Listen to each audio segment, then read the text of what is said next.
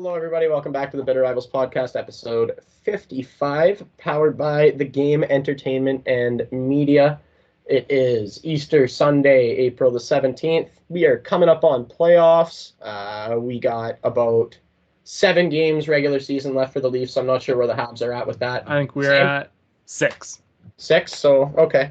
We have one more game to play. If you didn't know, the Habs are not going to catch the Toronto Maple Leafs. So it doesn't. Are you sure, Abe? No, I think that's 100%? Mathematically impossible. Yeah, no, that's mathematically impossible. Anyway, off the top of the show, we like we did last week. We kind of just want to, before we start here, send condolences to Mike Bossy's family. Again, we're sure they're not listening, but Mike Bossy's one of the greatest goal scorers in the history of the sport. And man, like I knew he was good, but when they were rhyming off some of his numbers, I was like, holy. Only guy to score 50 for 9 straight seasons. like that's ridiculous. Like I knew he was good, obviously, but like, wow. Well, and one of the things that I actually didn't know, and after he passed, I did a little research into him because it's my favorite sport in the world, so I want to get to know the greats of the game and who they were and what they've done. And one of the things that Mike Bossy was well known for is he was one of the first proponents of the skill game rather than the brute body banging fighting. Like, he never fought once in his career. He made a promise to himself early in his career that he wouldn't, and he didn't, because he was a skill guy and he didn't think that's how the game should be played. He wanted more of a platform for the guys that you see today, the skill guys. The way the game is going today, he was doing that in the 80s. I was just about to say, he was probably like the first, he was like the pioneer of this generation. Yeah, that kind of player, exactly. Like a guy who's not going to go out there and, fight everybody and take brutal roughing penalties and anything like that. No, he was there to score goals, and he did it very well, very well. One of the best ever. So, condolences to his family and everybody who, feels that. The Islanders organization. Yeah, Islanders organization, obviously. Actually, speaking of that, John Tavares was talking about the few times that he got to meet Mike Bossy and, have good conversations with him while he was on Long Island. And he's got a lot of respect for him, too. So, he's one of the most well-respected guys in the sport, as well as being one of the greatest. So, there it is.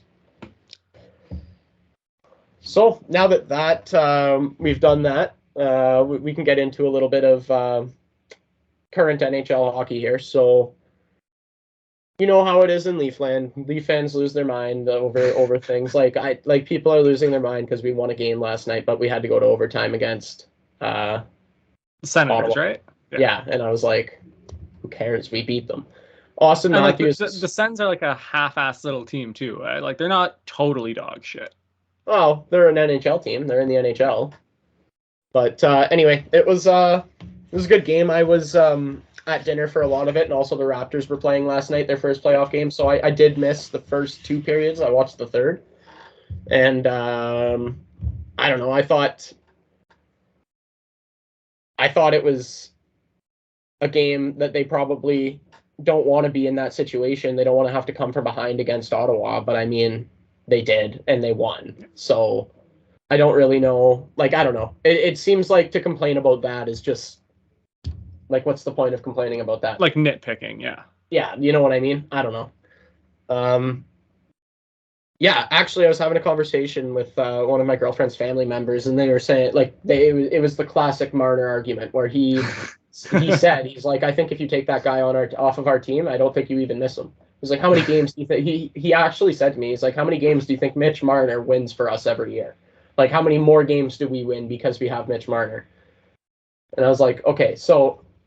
First things first, this is the most important question. Give me a single situation that Mitch Marner doesn't play in. Any situation. Defensive zone starts, offensive zone starts, power play, penalty kill, 4-on-4, 3-on-3. Literally, there is not a time that you don't want Mitch Marner, sorry, not Austin Matthews. Austin Matthews is getting there, but Mitch Marner is so complete. It's crazy. It's crazy. And want to know something wild? He leads the team in hits per game. Does he actually? Yes. Mitch Marner leads the team in hits per game.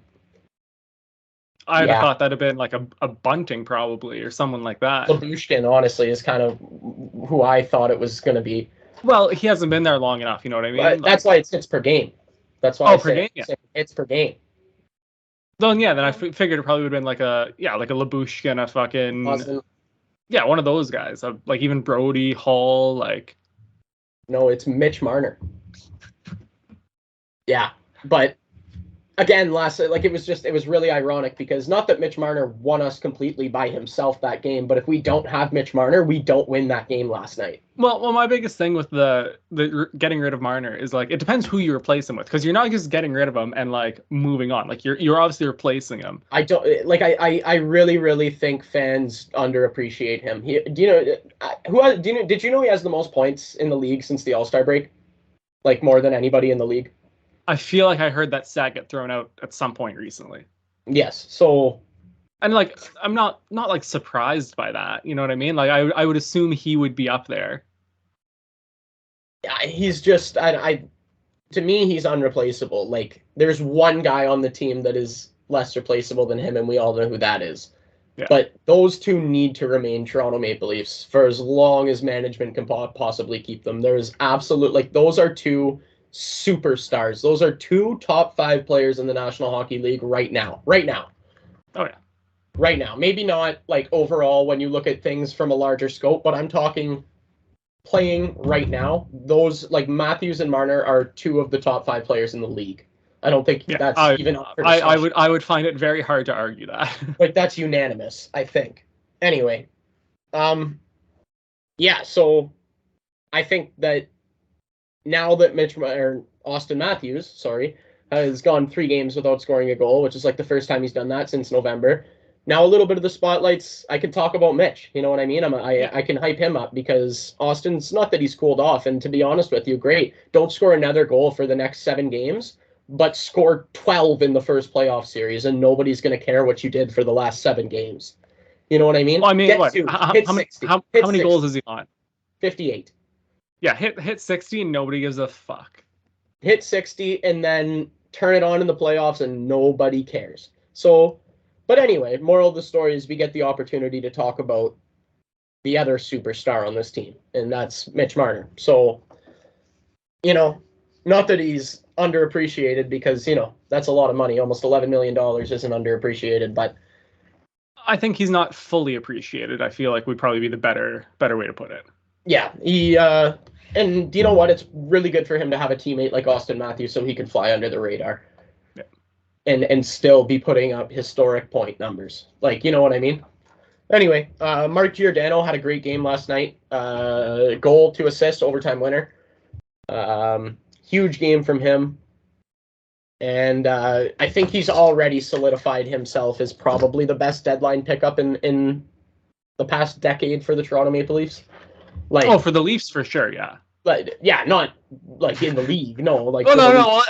Before you said for the Leafs, I was like, I could probably think of a couple, but yeah, for the Leafs for sure. Yeah, it's not even up for discussion. He's been. Yeah, because like when you think about deadline acquisitions, you think about like Nick Foligno from last year and how useless he was and how much of a waste of a first-round pick that was, and then we didn't even have to pay any first-round picks for Gio, and he's just already been in 13 games as a Leaf. He's got 2 goals, 8 assists, 10 points. That's not even what you bring him in for either. No, and I don't think anybody expected that out of him. I think we just wanted somebody who could be solid defensively, work on the second power play, plug along. If he put up 0 points and played great defensively, that you wouldn't complain. No, absolutely not.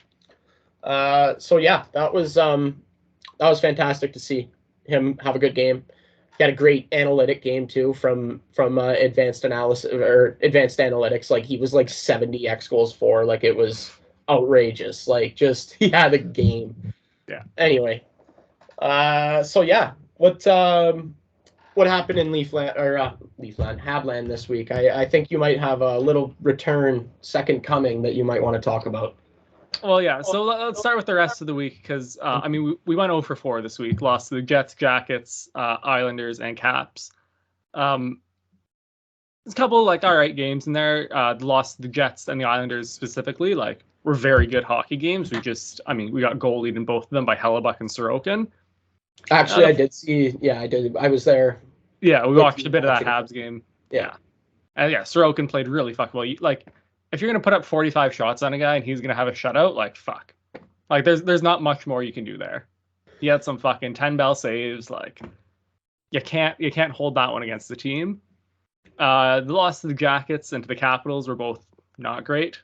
Yeah, you guys got pumped by the Capitals. I saw that. I didn't catch the highlights from the Jackets one, but I do know the Capitals pumped you. Yeah, well, it's like the first period was like super close. I think it was only 1-0 going into the second. And Montembeault had a not great game. Let's put it that way. A couple of the goals weren't his fault. A couple of them he definitely should have had. So when you're letting in those softies, it just kind of just kills any momentum. But the big thing, Easter weekend, and Jesus Price returned. Yeah. Friday night against the Islanders in the Bell Center. Man, like what a fucking time. I'm so happy for him. Like, and like as a Habs fan, like you can tweet at him and like, post stuff. And like we never really got that chance to like thank him for that playoff run, right? Like, because basically game 5's in Tampa, we lost.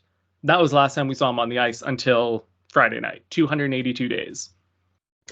And I know that like, he had been in the building a couple of times and he had like a couple of video messages throughout the season, but like when he came out for warm-up save, the fucking Bell Center blew up.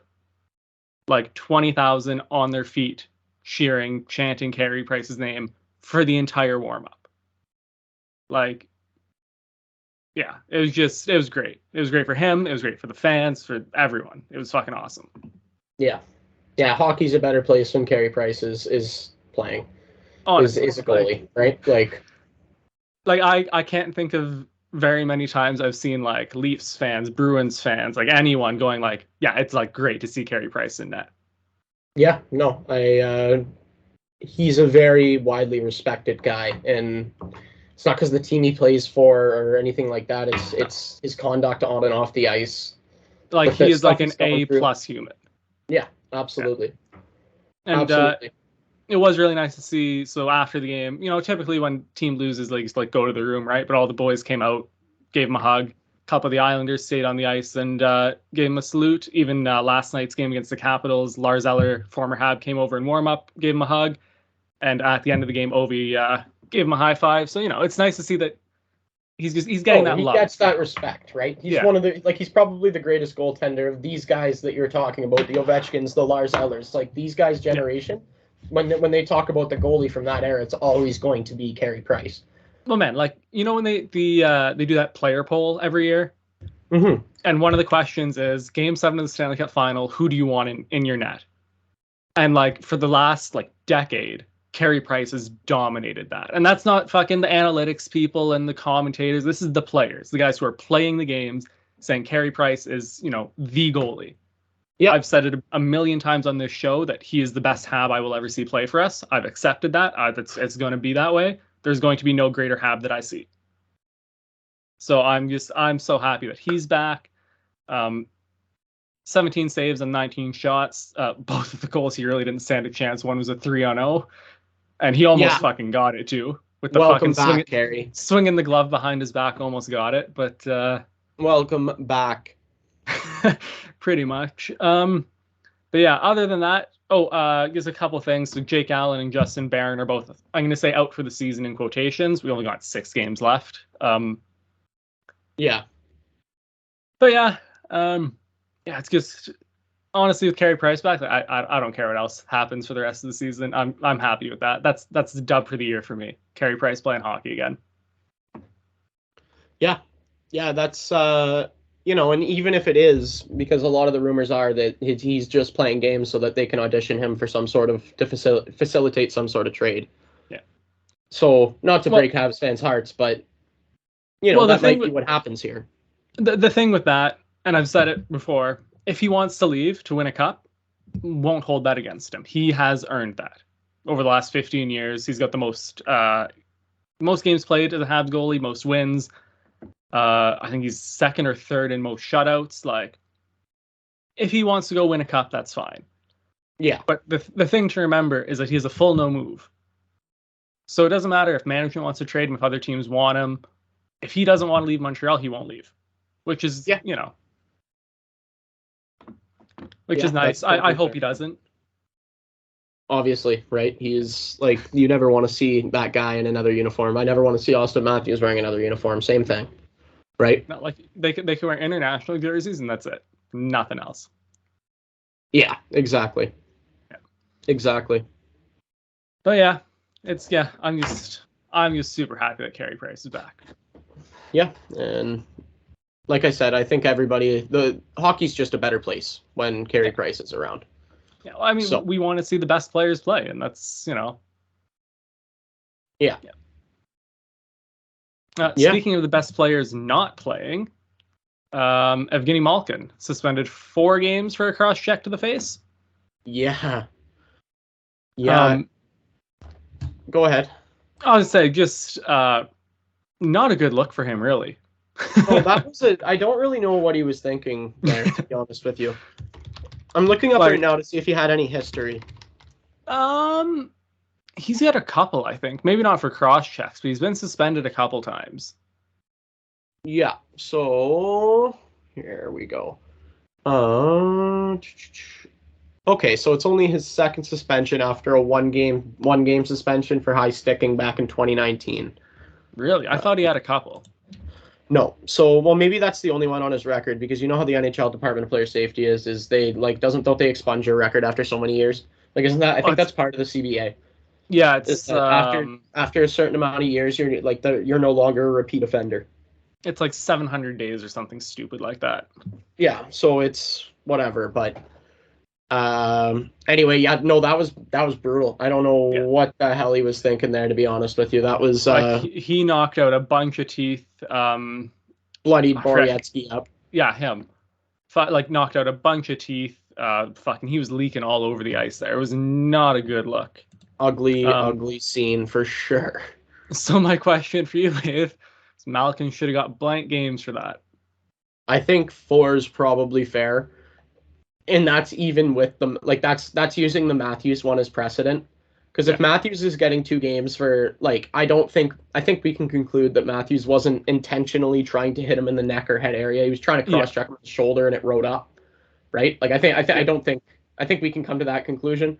Yeah, it wasn't straight up he was trying to cross-check him in the mouth. No, Evgeny Malkin quite clearly, after slashing him, Borowiecki just comes to talk, and Malkin just gives him a shaft in the mouth. That sounded okay. Oh, that sounded so bad.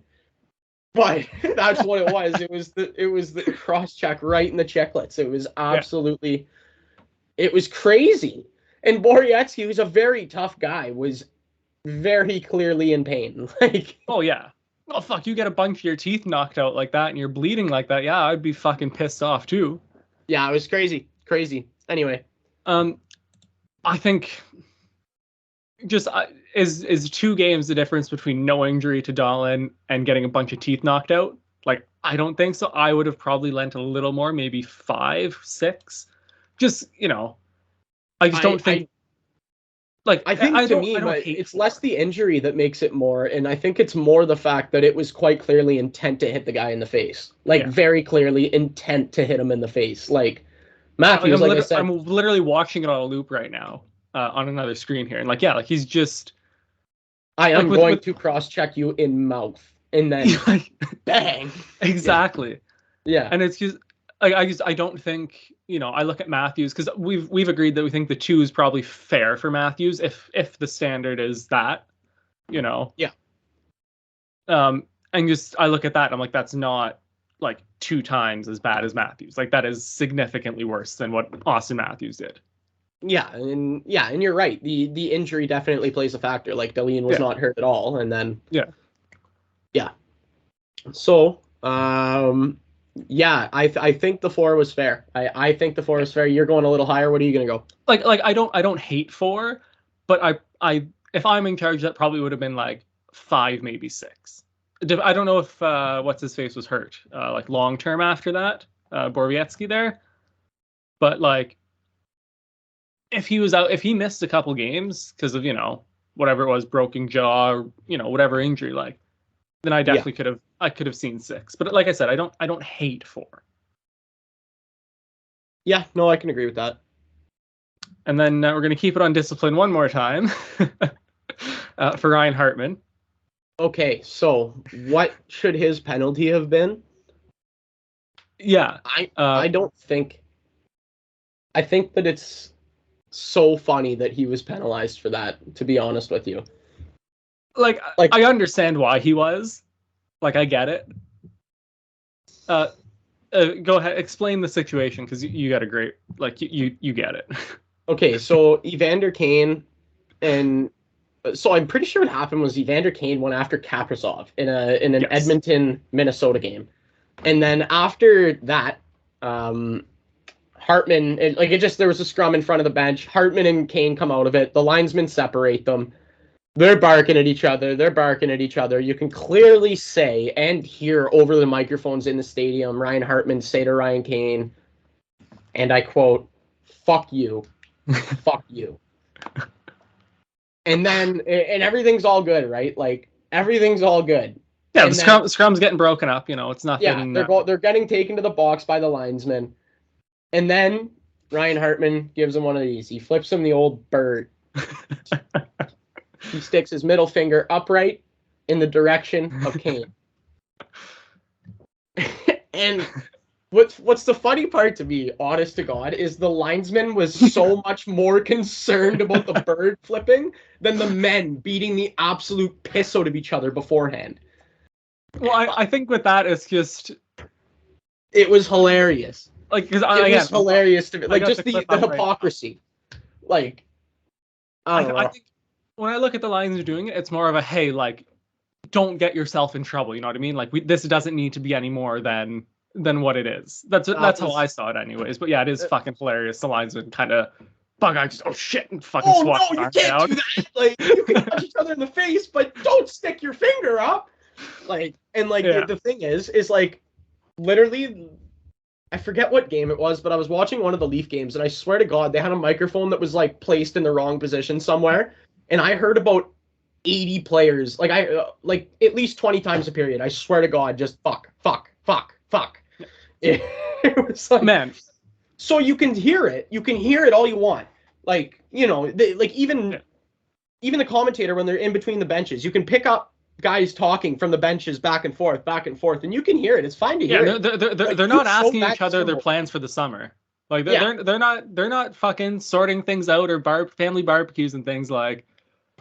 Yeah, but when you visualize it, when you give somebody a visual, wow, now you've crossed the line.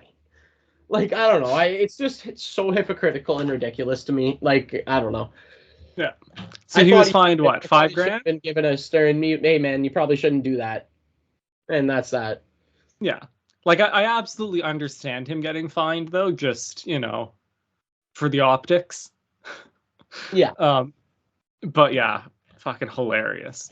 That was a good one. That was hilarious to me. The whole situation. Oh, and then Evander Kane's wife, or his ex-wife, sending him money to pay the fine. Yeah. Oh, a bunch of fans did, and actually there was some good to come out of it. Is now Ryan Hartman he's going to pay the fine out of his own money, because I don't know if you people knew this, but he's a professional hockey player and makes millions of dollars. But he was fined like what, $4,500? $4,250, I think it was.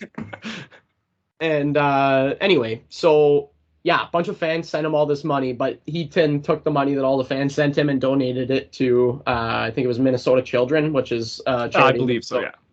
So that obviously, you love to see it when something stupid like that happens that everybody's laughing at, and somehow turn it into something good. Yeah. So that's good. Good for Ryan. Well, I mean, to be fair, flipping off Evander Kane is something good. We just turned it into something better. Yes. Yeah, so now two great things have come out. The best was Evander after the game when he was asked about it. He was just like, yeah, the little guys, they like to act tough until the linesman shows up. I was like, yeah, okay there, buddy. Okay. Yeah, he is the exact same. You want to talk about cowardly acts, Evander? Yeah. Let's not go there, buddy. Anyway, so that's my thoughts on that. Yep. Do we don't have any other fill in the blanks for the week, eh? I don't think so, no. There's a little bit of little bit of a calm before the storm here. Playoff time's coming. You know what I mean? Yeah, I feel like things have kind of calmed down. Most of the playoff places are, or most of the playoff spots have been filled. Yeah, so there's not a lot of craziness going on. Yeah. Actually, one more thing I just want to touch on Leafs wise. There is something that has been slightly concerning, and that is that there's a couple very, very important players that are, quote, not at 100% per Sheldon Keefe. So one of them being Jake Muzzin, and the other and more important one is Jack Campbell. So with Muzzin, isn't he not just coming back from an injury? Concussion. Yeah. And so's Campbell. Campbell's just coming back from his rib injury. So I mean, I wouldn't expect them to be at 100% like right away. Well, no, but you expect them to, you kind of do though. I expect them to get to 100% before they even try to play a game. And then to see what happened with Tom Wilson running Jack Campbell, that scared the absolute hell out of me. Like that was terrifying. Talking about tough guys who don't do shit when the linesman gets there. Fucking Tom Wilson. That was outrageous. What he did to Josh Anderson was kind of funny. I will admit that. Yeah, but I mean, if Buddy's gonna try and fight you, and then you fucking hide behind the linesman, and then claim to be like the biggest tough guy in the league, like no, you don't get to do that. Yeah, and yeah, what was funny was Tom Wilson mocking Michael Bunting for the monkey off the back celebration while getting absolutely creamed in the game. Yeah, wasn't it like fucking like 5 or 6-0 at that point? Well, to be honest with you, want to know what happened in that game? In that game particularly, so that everything happened with Wilson. Then Clifford fought him. He didn't even really beat him up, but within 4 minutes of Clifford fucking fighting him, we went up like 4 goals. Literally, we just went goal. Like it was crazy. So I don't know. I think Tom Wilson kind of got a taste of his own medicine. He got rattled and he got taken off the ice with Kyle Clifford. Leafs will take that trade every time. So, yeah, he's their first-line winger. So their team was without a first-line winger for 5 minutes. We were without Kyle Clifford, and we scored 4 goals. So does Kyle Clifford get 5 minutes of ice time a night? No, absolutely not. He scored a goal last night, though. Beautiful tip on a Justin Holl goal after Justin Holl was supposedly, I did not watch the first 2 periods, supposedly at fault for the first 2. So that was good. Anyway, yeah, no, Tom Wilson is an asshole. And what he did to Jack Campbell was outrageous. And yes, I can see what he's saying about Muzzin pushing him in, but he knows what path to take. And he took that path.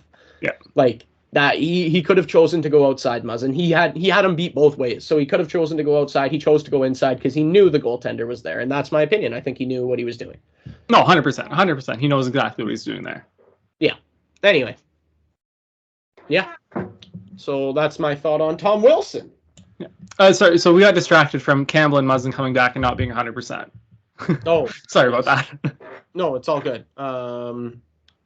Yeah, that's it's just a concern. You want your starting goaltender to be 100% ready to go, and we're not sure that he is. So it's concerning. That's all. Is your first round matchup like in stone yet, or can it still move around a bit? No, it's most likely going to be Tampa, but it could end up being Boston. I mean, that's no fun either way for you guys. Well, to be honest with you, I'd prefer it to be Boston, because then if we lose, we lose. But if we win, we get that demon kind of taken care of early.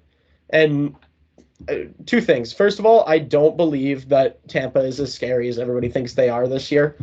One of the main reasons being they've played a lot of hockey in the past 2 years.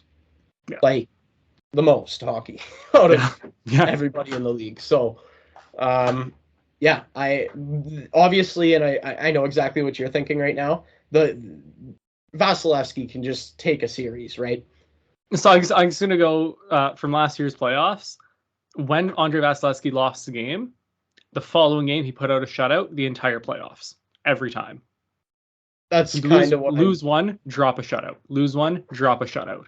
And guess what? He didn't lose very many. So, yeah, no, I don't know. That's the one thing that worries me about them. But I don't think they're as scary as everybody thinks they are this year. I think Toronto's really a better team than both of those teams. I think the only thing that could hamper them is their demons, right? Like I think that's. Well, and I think I think what Tampa has, we can't really measure, is that experience that, back-to-back Cup champions. They know what they are doing. It gets to the playoffs. They know the trenches. They've been there. They've done it. And I think that's what a team like Toronto is missing, is that you don't really know. You don't have that experience. You've got, can't get, and I'm not trying to be a dick here, but like, how many of your players have actually played outside of the first round of the playoffs? Like, there's only a handful of guys, right? Well, yeah, and they weren't Leafs when they did it. Exactly, right? And so I think you have a very, very, in terms of playoffs, an experienced group. And if you come up against a Tampa who, know what they're doing, have been there before, been twice in a row, I think that's a huge, huge factor. And even though they may not be on paper as scary, that's still a huge, huge factor. Oh, and that coupled with the fact that they have right now probably the best goalie on the planet, other than maybe Igor Shesterkin. Like, yeah, it's not something that you want to run into come playoff time, that's for sure. No. But I don't know. This is the same team that lost in 4 to Columbus before they won their Stanley Cups. Like, that can happen. It's hockey. It's one of the most random sports in the world, right? 100%. Like, I'm not saying it can't happen. I'm just. If before that Tampa Columbus series, what were the betting odds on a Columbus sweep? Oh, not very good. Yeah. Like, probably astronomical, right? Yes. Yeah. So that's what I'm saying. I'm not saying that it's, for sure not going to happen. Or, that for sure Tampa's going to fucking wipe the floor with you guys. Or, even if they beat you at all, right? But, it's just that's a tough matchup. I really don't care what team you are, whether you're the Leafs, fucking anyone in the West. Like, that's a tough time playing Tampa. Yeah, I really wish we were still doing the 1v8 like system. I don't know why they ever fucking changed that. I saw a tweet earlier today, and it was literally just 5 things that would make the NHL, like, just fix the NHL. So number 1 was 1v8 playoff seeding. Number 2, call the rule book. Number 3, call the same rule book in the playoffs as you do in the regular season. What was number 4? I remember number 5 was just, instead of a hard salary cap, add a luxury tax.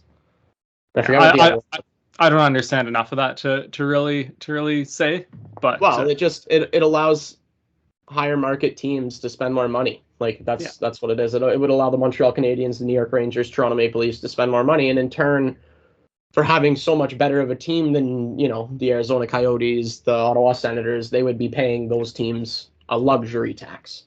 For being over the salary cap. I get the concept, but like the actual like theoretical implication of it and how that would affect the league is well, it would probably make like bottom tier teams lose market share but it would make the higher tier teams more entertaining. Oh, yeah, no, like that's what would be the beauty of it, is it would just be more entertainment at the top end of the league. Yeah, and I think just look at the Arizona Coyotes, and they're just so dog shit.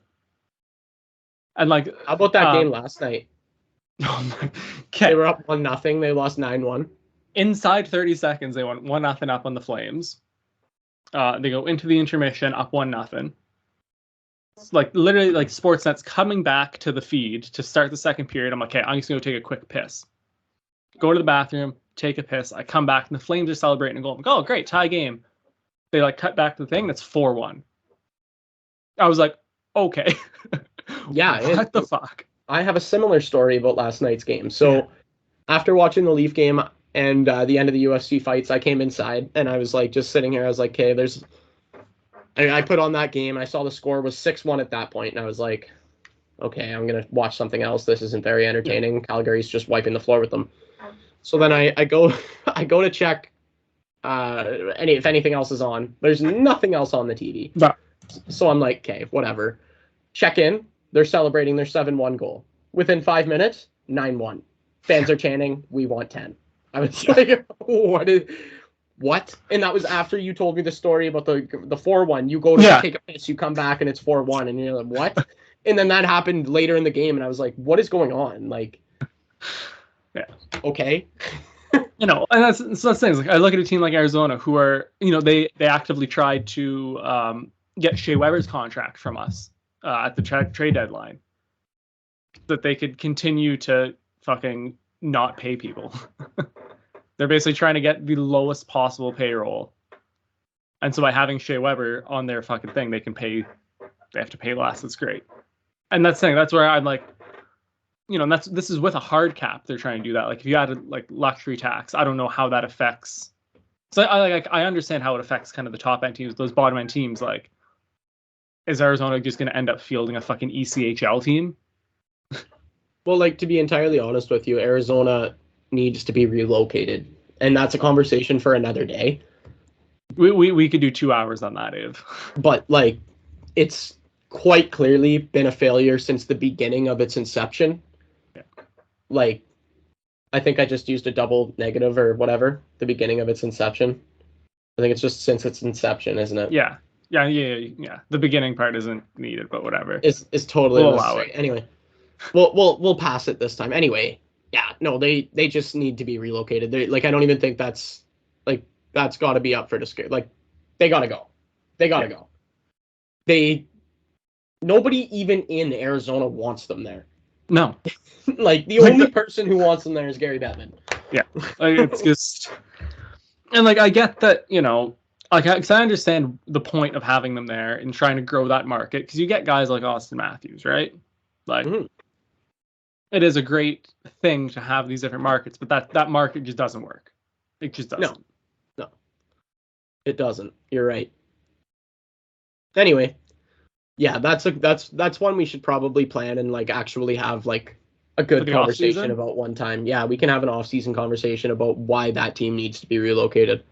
Yeah, let's do it. We'll pencil that one in. Anyway, so yeah, that's pretty much the week that was. It's Easter Day, so I guess a little bit of a shorter one than usual. But anything else that you have to get off your chest?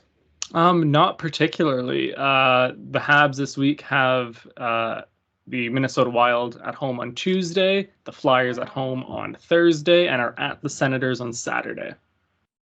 Okay, well, the Leafs have the second half of back-to-back tonight. They traveled, obviously, from Ottawa to Toronto this morning, and they will host the Islanders tonight. Tuesday, we got the Flyers in town. Then we go for another Florida road trip here, Thursday and Saturday. We got Tampa and Florida, respectively. So that should be fun. And then on the way home, we have another back-to-back next weekend, Saturday, Sunday, Leafs Capitals.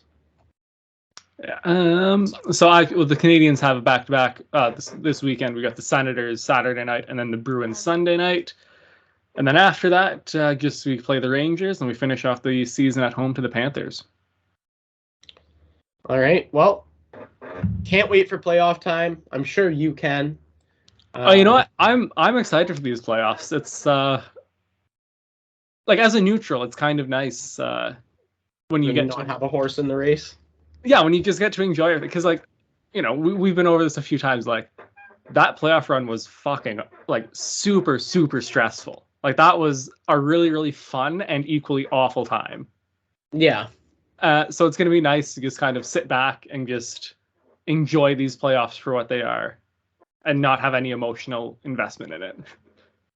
Yeah.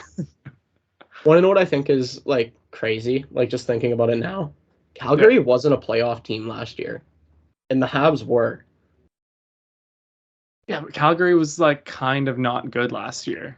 No, they weren't at all. Like, that's kind of what I'm saying. Like, how quickly things can just flip. Well, I mean, what? You pick up a legitimate number one goalie in Jacob Markstrom, and things. They had him last year. What?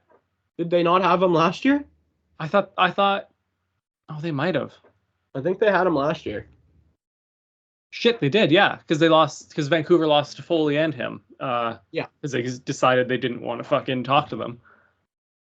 Yeah. Anyway, just it is Easter Sunday, so I know you've got shit to do. I got some shit to do. Everyone enjoy your Easters. Always, like and subscribe. If you fucking want to abuse us, hit us up in our DMs or the comments. You know, we're always open for it. We take roasts. We accept any comment. I love arguing. Yeah. If you want to bring it, we will bring it right back. All right, everybody. Thanks for listening, and we will catch up with you next week on episode 56.